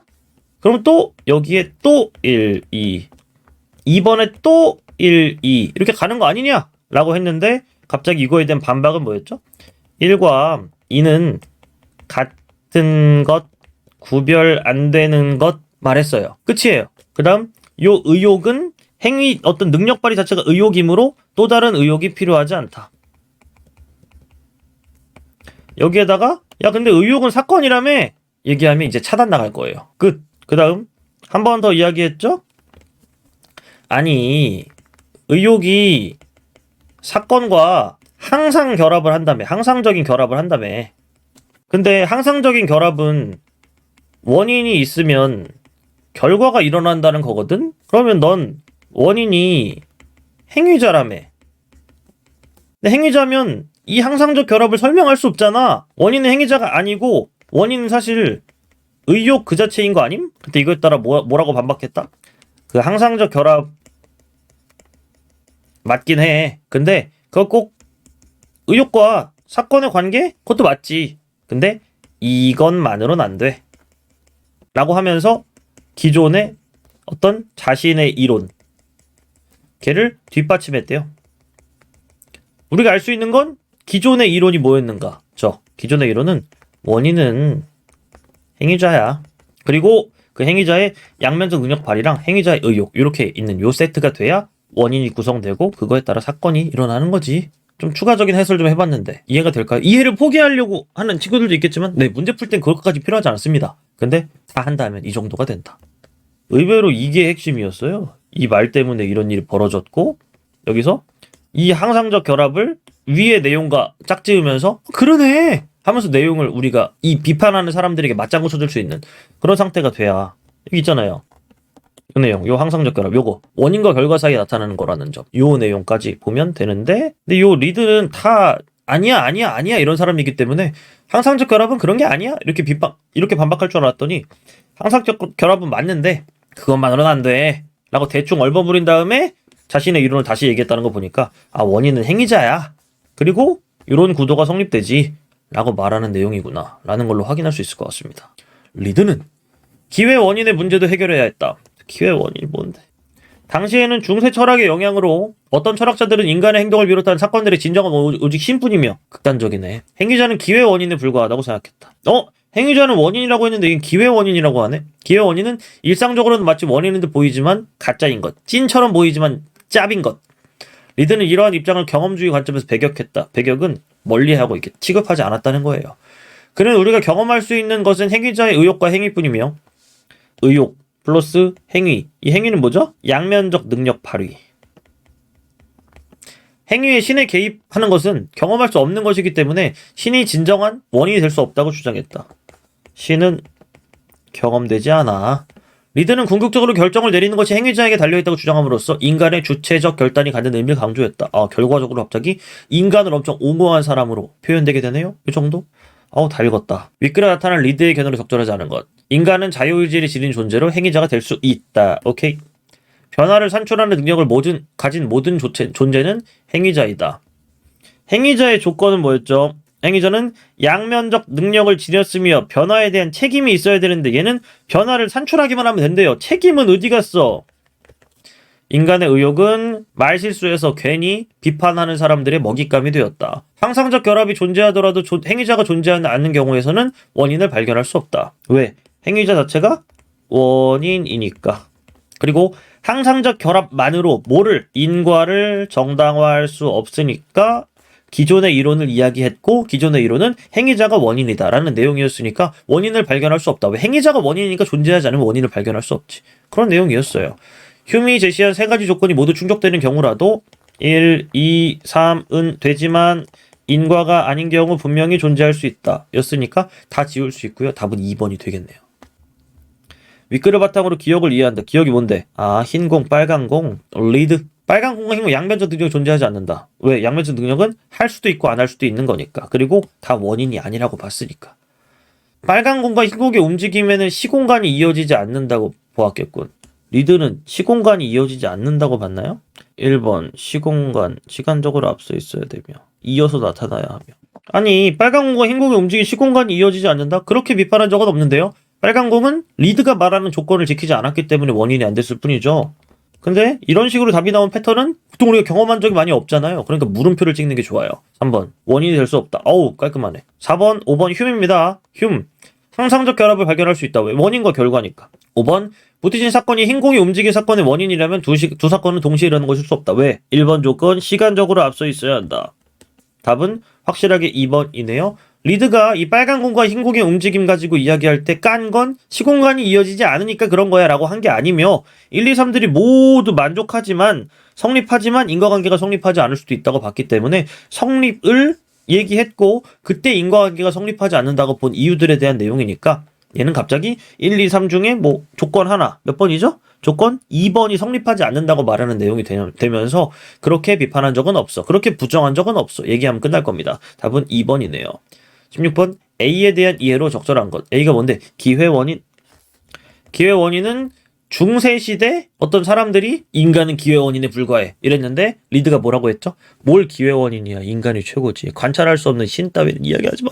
라고 얘기했던 그런 내용이었습니다. 적절한 거니까 먼저 생각을 다 했고요. 하다가 끝나네요 그냥. 되게 중심 내용 가지고 답이 나오게끔 되어 있네. 놀라면서 지나가면 딱 좋을 것 같습니다. 17번 적절한 거래요. 미리 답을 만들면 좋을 것 같은데요. 그리고 이게 17번이 보기 문제로서의 어떤 효용성이 없습니다. 왜? 그냥 내용 일치일 뿐이니까요. 리드는 뭐라고 봤죠? 결과적으로 무한 후퇴는 아까 이거였어요 이거. 근데 이걸 뭐라고 반박했다. 같은 거고 구별할 수 없으며 또 다른 의혹이 필요하지 않아. 그냥 답이 나오는 거라서 별로 엄청나게 막 인상적인 문제는 아니었다. 이렇게 볼 수 있는 내용인 것 같습니다. 여기까지 괜찮나요? 문학은 간단하게만 해설하는 걸로 해서 한번 진행을 해보고 마무리해보는 게 좋겠죠? 문학은 현대시부터 할게요 그냥. 이 현대시가 좀 굉장히 내신스러운 현대시이긴 했는데 읽어보면 어때요? 언제나 우린 시를 보고 읽죠. 보기를 읽는 게 아니라 현대시는 먼저 시를 읽는다 라고 말씀드렸습니다. 화자 중심인 시라고 볼 수 있고요. 화자 중심이면 상황 먼저 보고 태도 봐라 얘기했습니다. 태도에 변화가 있다면 마지막 태도 위주로 봐주시면 좋고요. 상황은 부정적인데 처음에는 엄청 태도에서 힘들어하고 체념하고 했다가 마지막에는 고개를 들어 생각했다. 드물다는 굳고 정한 갈매 남은 것을 생각하는 것이었다. 되게 간접적으로 태도를 말하고 있어 짜증나지만 드물다는 굳고 정한 무언가를 생각했다. 약간 굳고 정한 태도를 보였나 본데요. 그걸 생각했다고 하니까 그리고 끝나니까 그게 자체가 태도가 되겠죠. 이게 뭔데? 극복 의지라고 볼 수 있겠죠. 물론 자세한 극복 의지의 내용은 조금 더 알아야겠지만 문제에서 물어보면 자세한 해석은 해보자고요. 나 화자 중심인가요? 대상 중심인가요? 한 번에 읽고 가자고요. 화자 중심이니까 부정적인 상황에 태도는 어떻죠? 되게 남았다. 약간 체념하고 반성하는데 그러다 끝나는 줄 알았더니 방만 바꾸었지만 의지의 잔재 대신에 남았지만 갑자기 플러스 긍정적인 무언가를 말하면서 끝나는데요. 끝. 이것만 알아도 괜찮아? 네, 문제 풀다가 필요하면 더 읽자고요. 1번 유사한 문장 형태를 반복하여 시적 의미를 강조하고 있다. 이건 일반적인 내용인데 공통점으로 좀 너무 이며 됐고 낙서를 읽고 기대를 읽고 뭐야 끝났는데요? 답은 1번. 되게 쉽게 답이 나오는 거라 좀 싱거웠던 그런 문제라고 볼 수 있겠네요. 1번 찍고 넘어갈게요. 29번 가나 꽉꽉핑은 화자가 자신에 대해 느끼는 건지만 보면 되고요. 앙금이 되어 가라앉는 것을 제시한 건 화자의 내적 갈등이 심화된다. 마지막엔 좋아졌던 것 같은데 이게 사실은 이 시를 알면 너무 편안하게 되는 거예요. 얘는 보통 내면의 평화를 얘기하죠. 근데 이 시를 모른다면 이렇게 써야 돼요. 슬픔, 한탄, 가라앉을 것들은 앙금이 되어 가라앉고 가라앉을 것들은 가라앉았어요. 긍정이에요, 부정이에요. 가라앉아야 되는 슬픔이며 한탄 같은 게 가라앉을 것들인데 가라앉아야 할 것들이 가라앉았어요. 예를 들어 집에 쉬고 있는데 친구들이 놀러 온 거죠. 근데 그 친구들이 가야 되는 애들인데 갔어요. 긍정이에요, 부정이에요? 긍정이잖아요. 얘는 긍정이라고 결론을 내세요. 근데 여기서 뭐래요? 가라앉을 것들이 가라앉았는데 왜 부정적인 심화야? 하나 더. 외로운 생각만이 드는 쯤에서는 외로운 생각만 남은 거예요. 뭐가 없어지고 슬픔, 한탄이 없어지고 여기까지 하면 좀 더 확인 사살을 할 수 있는 그런 내용이 되겠네요. 아니 긍정을 부정이라고 하네? 나머지는 해석의 자유잖아요. 출제자의 해석의 자유? 그래라. 근데 갑자기 아예 반대되는 내용이 나온다면 해석의 자유가 아무리 좋다지만 이건 좀 아니지 않아? 라고 말하면서 2번 찍을 수 있는 그런 사람이 되면 너무 좋을 것 같아요. 30번 보기를 참고해라. 결과적으로 보기를 다 정리하는 게 중요하죠. 가는 뭐래? 방은 화자가 자기 자신에 대한 생각을 되새기는 건 내적 의지를 떠올리면 아 그렇구나. 한편 나는 화자의 의식인데 방을 바꾸는 행위는 좌절감과 그 무게감 벗어나려고 한 마지막에 벗어났나 보다. 긍정에 대한 내용 확인이 필요하다. 이 정도. 초라함. 방은 자기 자신에 대한 생각을 되새기는 그렇구만. 그러니까 가능하겠고 문 밖에 나가지도 않고 방이 자기 자신에 대한 생각을 되새기고 괜찮을 것 같고요. 나에 대한 문제를 풀어야 되지 않나? 혁명이 좌절되는 화자. 그 다음 문창 너무 더 크고 높은 거 동일시. 화자 자신을 더 크고 높은 것과 동일시? 그런 내용이 있었나? 긍정적인 상황이 되긴 했는데 그 내용이 있어 내용일지로 확인해 봐야 될 것 같아요. 더 크고 높은 것이 있어 나를 마음대로 굴려간다. 더 크고 높은 것은요 주체고요. 나는요 객체예요. 왜? 더 크고 높은 것이 뭔데? 읽어봐 라고 말하면서 이렇게 말할 거예요. 나를 마음대로 굴려가는 그런 존재. 그럼 나랑 걔랑 동일시인가요? 내가 무언가 바퀴를 막 굴려. 나랑 바퀴가 동일시가 되나요? 바퀴는 대상이고 나는 주체로서 서로 아예 다른 게 되는 거 아닌가요? 보기 가지고 문제 풀려고 했더니 답 나오는 기준이 내용일치로 아예 반대말 가지고 설정해놨네. 동일시가 아니라 아예 주체와 객체로 서로 반대되는 이야기였는데 동일시라고 말했으니까 답은 4번. 가가지고 답이 나와서 좀 어이없는 이런 문제라고 볼 수 있겠습니다. 결국 뭐야? 나는 활용되지 않네요? 거의? 왜? 1, 2, 4 찍고 넘어가면 되겠습니다. 고전시가는 보기부터 봐라. 상상력을 발휘하여 그랬고 가는 죽어서 다른 존재로 태어나기 위해 전생이나 죽지 않고 전신. 뭐야? 왜 그러는 건데? 상대방과 함께 도움이 안 되네요. 그냥 읽어야 돼요. 읽었더니 뭐다. 가 내용을 읽으면서 모르는 말들은 버리고요. 주제만 알면 되는데 님에 대한 그리움 얘기한다. 못 뽑아내요? 모르는 작품이라 미치겠죠. 근데 읽고 님에 대한 그리움인 거 못 뽑아냈냐고요. 가의 주제 알았으면 문제 풀러 가요. 과거의 인연을 끊고 새로운 인연을 찾으려 하는 삶의 방식. 그리움인데 뭐 아예 반대되는 내용 아니야? 그 다음 가에는 특정 대상을 떠올리며 그리워하고 있다. 가 인정. 가는 님이 있었으니까 다 제발 하나만 나와라. 돌아가신 큰누님. 풀립니다. 이렇게 다 안 읽어도 풀리는 문제들이 되게 많더라고요. 고전시가 세트는. 넘어가 볼까요? 기억, 미음. 기억부터 니은까지는 할 수 있겠네요. 기억. 서른 말씀 그만하오. 뭔데? 상대방을 부르며 자신을 드러내고 있다. 부르는 것만 확인하면 자신의 생각은 당연히 드러나겠죠? 지우면 되겠고. 같을 손과 다르다는 얘기구나. 서리법을 통해. 서리법에 대한 내용만 이해할 수 있으면 지울 수 있죠? 3번 변하지 않을 거. 디귿부터는 뭔 얘기인데? 디귿. 임은 회양 금성 오리나무가 되고 나는 3, 4월 칡넝쿨이 돼야. 님은 오리나무. 오리나무가 뭐죠? 몰라요. 나 칡넝쿨. 뭐 할 건데? 그 나무의 그 칡이 납검이 나비 감듯 이리로 츤츤 저리로 츤츤 웨어풀러 오리 감아 얼거져 틀어져 감아버리겠다는 거구나. 아는 말만 찾으면 되지 않나요? 주의하지 항상 뒤틀어져 감겨있어 동서달 바람비 눈서리를 아무리 맞은들 떨어질 줄 이시랴? 어디에서? 나무에서 떨어질 리 없다. 변하지 않을 것이 지우면 되겠고. 그 다음 리을 철없는 무언가? 누님 읽어야겠는데요? 누님은 그랬고 돌아가셨는데 옛날에 어떤 사람이었는지 나오다가 시집가던 날 그랬는데 나는 그랬다. 그 다음 과거 사건을 요약하면 좌절감을 완화한다. 누님이 그립지만 괜찮아. 미쳐 하는데요. 형제로 지낸 날들은 그렇게도 짧았다 얘기하는 게 아니라 어찌 그렇게 짧았단 말인가. 짧아서 미치겠고 그리워 죽겠다는 거 아니에요? 서리법을 통해 그리움을 강조하고 있는데 완화라고 했네요. 아예 반대말. 답은 5번. 24번 A에 나타난 화자에 대한 이해. 뭐하는 사람이야? 그리움. 임에 대한 그리움인데 내용일치. 적절한 거니까 미리 다 읽고 와야겠네요. 내 얼굴 이 거동이 무엇으로 님 사랑할까? 길쌈을 모르거니 가무야 더 이럴까? 길쌈도 모르고 가무도 모른다는데 뭔지 모르겠으면 넘어가요. 언지 님 향한 한 조각 이 마음을 하늘이 생기시고 성인이 가르쳐서 정하게 앞에 있고 부월이 뒤에 이셔. 뭐 하는 건데? 죄 있는 삶을 중 뭐야? 왜 이래? 뒤에 이셔. 100번 죽고 뼈가 가루된 나를 죽이는 무언가구나. 님양아 죽는 상황을 얘기한 건 죽겠다가 아니라 죽어도 안 변한다는 얘기 하려고 한 거네요. 나도 이를 가져 남의 없는 것만 얻어. 부용화 옷을 짓고 목난으로 주머니 삼아 하늘께 맹세해 님 섬기랴 원이려니 조문시계는 귀신 해방했나. 내 팔자 그만하니 사람을 원망할까. 뭐야 팔자 때문이고 난 지은 죄를 모르지만 그게 더 죄고 나도 보니 님이 어이 알겠는가. 난 한참 부족해. 사랑하는 사람 향한 마음은 변함이 없지. 그거밖에 모르겠는데요. 뭐 호소하는 거 이유에 대한 이야기가 아니라 그냥 태도만 나오고 있던데. 안도는 아예 아니고 난 부족해. 사랑해. 4번. 25번. 구름은 그랬나? 몸을 바꾸는 존재. 적절하지 않은 거니까 아예 주제에서 어긋나는 거 하나 있으면 좋겠는데. 3번. 굳건하게 이어지길 바란다. 괜찮고요. 가의 해달 전문날과 나의 동서딸은 모두 화자가 임과 헤어지는 시간으로. 나는 헤어지지 않던데? 화자가 변신을 바라는 계기로 작용했다. 변신은 처음부터 하던데? 동서딸은 변함없는 시간. 에이 뭐야, 아까 풀었던 문제의 연장이잖아. 답은 4번. 확실하게 될 겁니다. 읽은 내용이 별로 없어요. 주제밖에 모르거든요. 대충의 주제밖에. 근데 문제는 다 풀리네요. 다의 맥락을 고려할 B를 이해하라. B가 뭔데?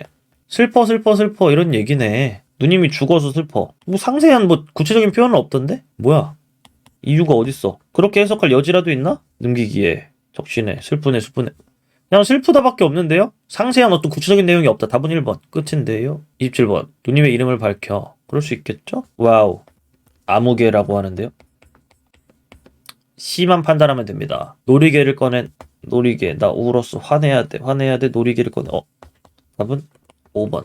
이게 그냥 아는 문제니까 해설하는 게 아니라 실제로 이렇게만 풀면 풀렸던 문제들이 맞고요.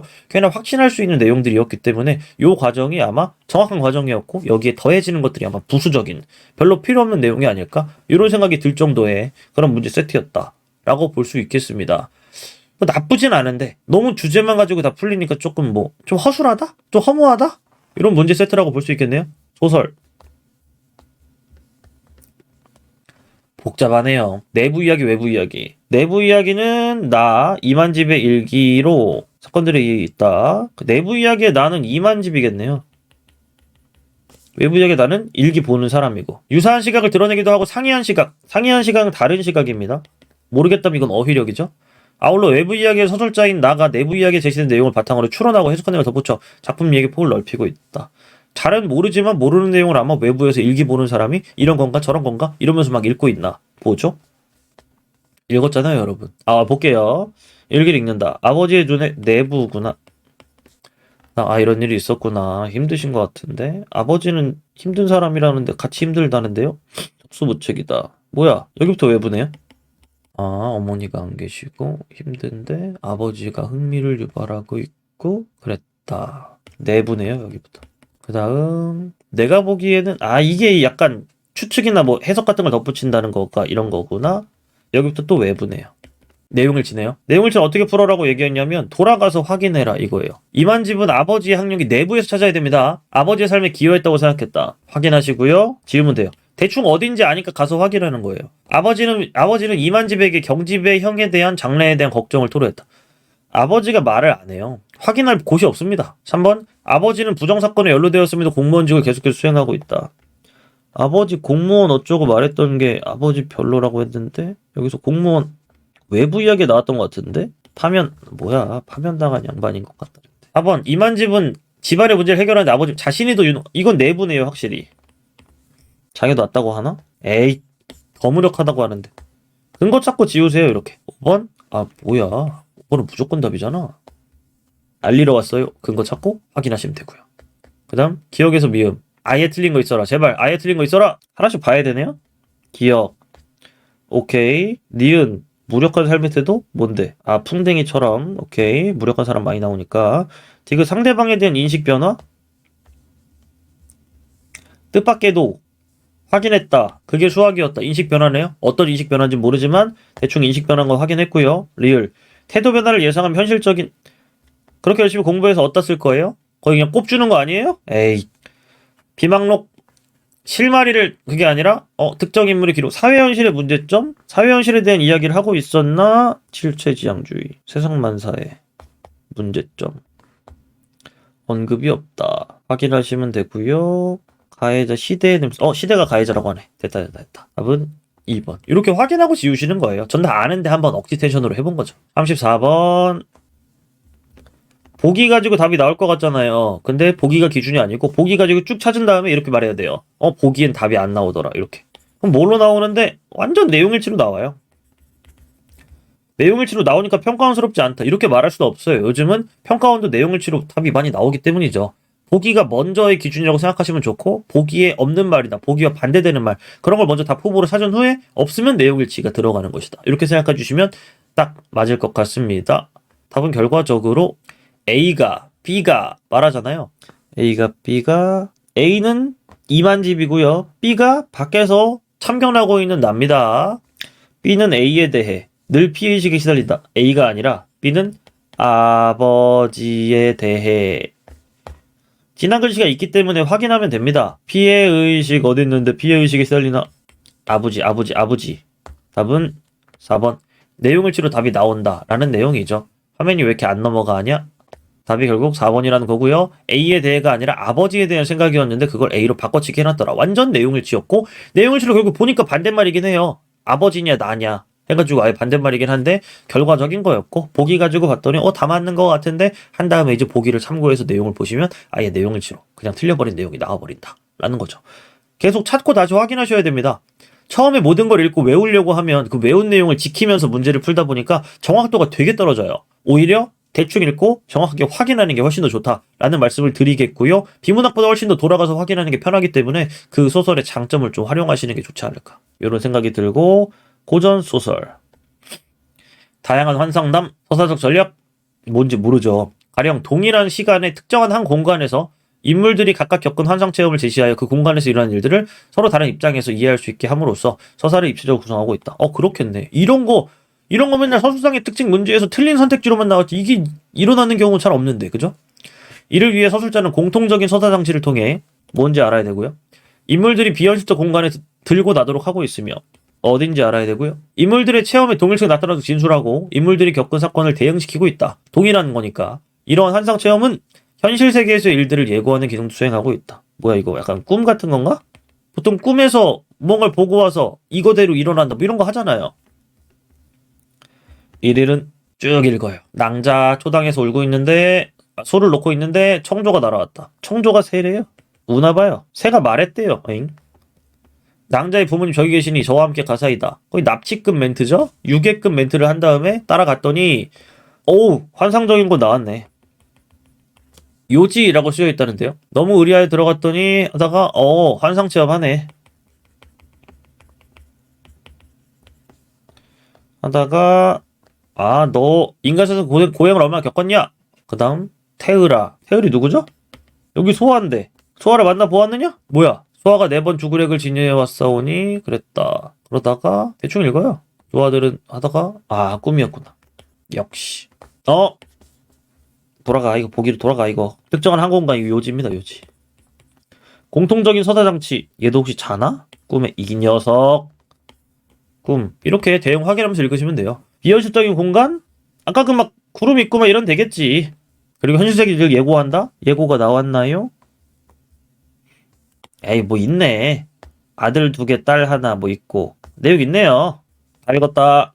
이선은 요지에 다녀온 후 숙향을 보고 싶어 했다. 이선이 아까 그 태을인가 그런 녀석인가 보네. 확인해봐. 다녀온 후에 보고 싶어 했다. 다녀온 후면 이쪽이네요. 숙향은 부모와 만나고 싶은 마음에 청조를 따라갔다. 엄마 보고 싶어가지고. 숙향은 청조의 자신을 처진을 투영하며 슬픔을 느꼈다. 감정이입급의 어떤 무언가를 했죠. 숙향과 이선은 서학모 집의 규모에 압도됨을 느꼈다. 느끼지 않았을까? 확인해봐야 될 것 같죠? 압도됐다는 내용은 어디서 찾아야 되는 거야? 초반부에 나와야 되는 거 아닙니까? 이로 말로 표현하기 어렵더라. 뭐 그 정도 내용이면 되나 본데요. 그 다음 갔더니 찰나날 바로 보지 압도됐네요. 그 다음 5번 이선은 석연치 않음에도 초반부 확인하면 되겠는데? 매우 기뻐했구만. 답은 5번. 이렇게 하는 거예요, 여러분. 보기가 준 대로 내용들을 쭉 읽고요. 어디서 찾아야 될지 아니까 거기 가서 찾으면 됩니다. 기억에 대한 이해. 기억이 뭔데? 월궁항아? 뭐하는 사람인데? 말하고 따라 들어가니까 보살이. 뭐야? 월궁항아는 이거밖에 안 하는데요? 고행을 얼마나 겪었니? 원인을 규명한다. 알고 있긴 하다네요? 교육청 장난해? 답은 2번. A, C. A가 뭔데? 귀찮네요, 정말. 만두족의 한 가지는 옥지원의 진주가 뭐 그랬고. 다음 C. 먹으면 자연 알리. 우연이지만 C가 보였고요. 답은 3번입니다. 나머지는 근거가 없다고 보면 되겠고요. 답은 3번이겠네요. 왜? 이걸 먹으면 자연 알리라고 했더니 먹었더니 전생이 어제 같아. 이러잖아요. 21번. 숙향이 청조를 이선이 부처를 만나는 시공간적 배경을 일치시키고 그 만남의 배경을 묘사함으로써 그럼 여기가 청조를 부처를 만나는 시공간이 뭐여야 돼? 요지여야 됩니다. 확인하고 올게요. 청조 초당에서 울었다. 답은 1번. 여기 초당이고요. 초당인지 이선이 부처를 만나는 게 초당인지 볼 필요가 없습니다. 요지가 아니므로 답은 1번입니다. 거기서 끝나는 거죠. 보기와 내용 대응 확인해서 미리 작업해놓고 그 다음 문제 푸시면 언제나 소설은 말하죠. 보기를 읽고 지문을 읽는다. 그 다음 지문을 읽은 사람으로서의 보기를 다시 보고 그 다음에 선택지를 판단한다. 물론 이 과정을 다 했는데도 답이 안 나와서 플러스 내용 일치가 될 수도 있겠지만 얘는 꽤나 보기 위주였죠. 요지가 아닌데 여긴 답이 1번 이렇게 되는 문제였으니까. 나머지는 확인해보면 되겠고 꽤나 중요했던 건 처음 읽을 땐 몰라요. 근데 그 선관에게 라고 했는데 상제 전교하시되 이 전교라는 말 자체가 명령을 내렸다는 것 뿐이기 때문에 누구한테 명령을 내렸는지 모르니까 그게 꼭 이 사람에게 이 사람의 입장에서 내용을 본 걸로 뭐 시점이 바뀌었다 이렇게 볼 만한 여지는 없거든요. 근데 이렇게 말하니까 아 그런 게 나와 있긴 하네요 하면서 그냥 4번을 넘어갈 수 있는 그런 선택지라고 보시면 맞겠죠. 답은 그냥 1번이었네요. 왜 청조를 만난 건 초당이었지 요지가 아니었으니까. 그리고 이선이 부처를 따라 한 곳에 다다랐다 했는데 부처는 꿈에 만난 거였죠? 어쨌든 간에 중요한 건 요지로서 일치가 돼야 된다는 거였습니다. 뭐 요런 내용이라고 말씀드리면 되겠죠? 여기까지 해설 끝까지 보신 분 있을지 모르겠지만 다 보셨다면 정말 고생하셨고요. 이렇게 또 열심히 현장 강의에서 수업을 하고 있으니 함께 하시려면 커뮤니티나 뭐 있잖아요? 연락처 있으니까 연락 주시면 아직 대형 강사 꿈나무지 대형 강사가 아니기 때문에 자리는 많이 있거든요. 열심히 같이 철저한 관리 속에 수업 같이 할 수 있으니까 연락 주세요. 구독도 해주시고 고생하셨습니다. 안녕. 선택 과목도 빠른 시일 내에 뭐 시간 되면 올려볼게요.